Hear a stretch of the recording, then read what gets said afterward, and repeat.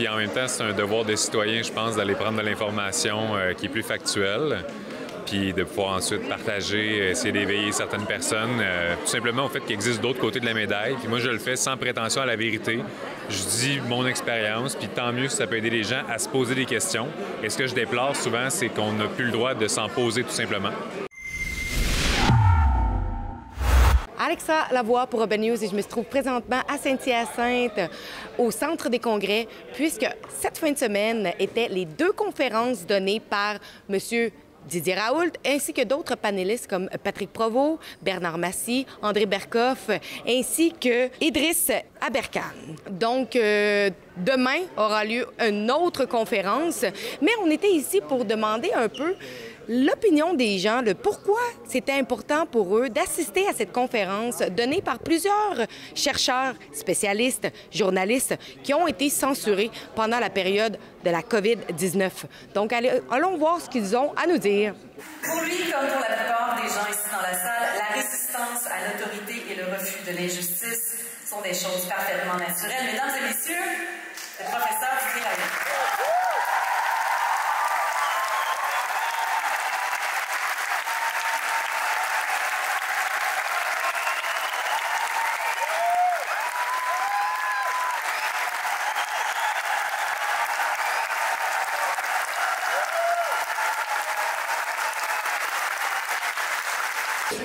On a de la difficulté en tant que société à débattre. Mais disons que c'est des personnalités très reconnues, peut-être moins connues au Québec, je crois. Je suis délégation Innu de Mingan. Ma vice-chef est très ouverte. Il m'a envoyé ici pour pouvoir faire un compte-rendu parce qu'on était en première ligne de front. Les Autochtones, tous les Autochtones, on a reçu les pic-pics en premier. Mon premier désir, c'était de venir vraiment encourager Patrick pour la liberté académique. Puis sinon aussi, c'est de voir la grande bête qui est se controverser, mais pas pour moi, mais pour malheureusement ce qui est arrivé pendant la crise, ce grand professeur Raoult.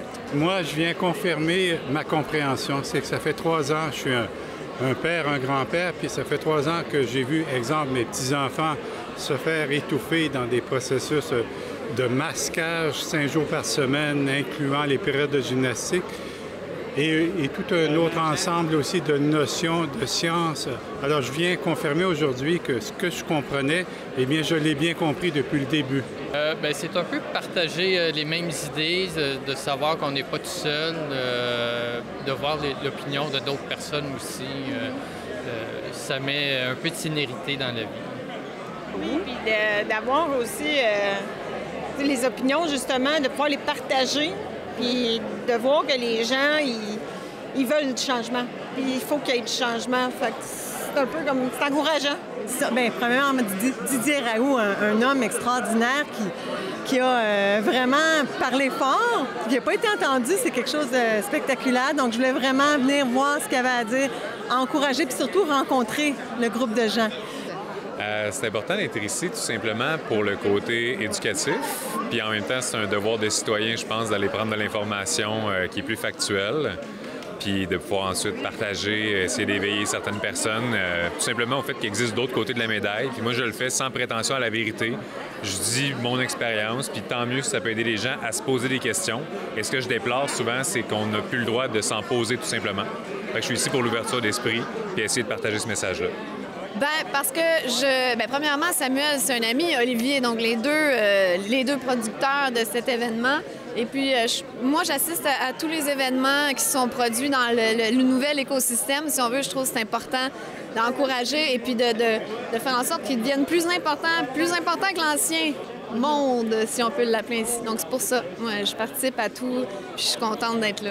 Donner un libre choix sur la science, dire la vérité, arrêter la censure, puis de se faire d'être dans cette ère de guerre-là, puis avancer avec ça. Donc, n'oubliez pas, nous voulons stopper la censure. Et donc, une manière de le faire est de faire entendre votre voix. Donc, allez signer notre pétition à stopthecensorship.ca. Signez-la, partagez-la et faites entendre votre voix.